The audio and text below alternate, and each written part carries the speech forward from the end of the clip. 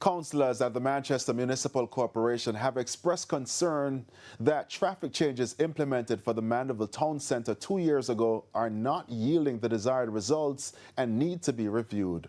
The changes, which were made under a comprehensive multi-million-dollar project, drew concerns from some business operators and other stakeholders shortly after they were implemented. The flow of traffic should be taking it out of the town and not in the town.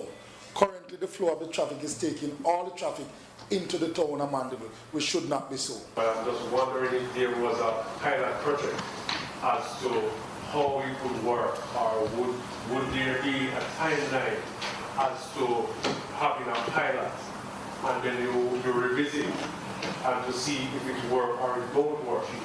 Because it's 2 years and we haven't heard anything, there should be a pilot project as to how the traffic flow.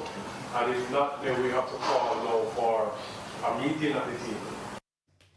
Chairman Donovan Mitchell contends that the work done is not what was recommended by the council.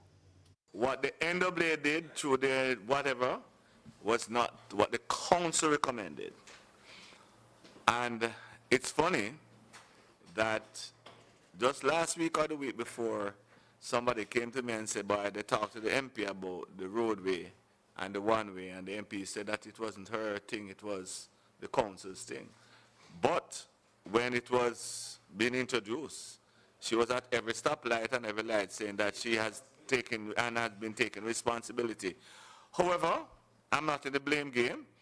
We need to have a meeting with the NWA, as a matter of fact, and the police, because we have not had any traffic meeting for years.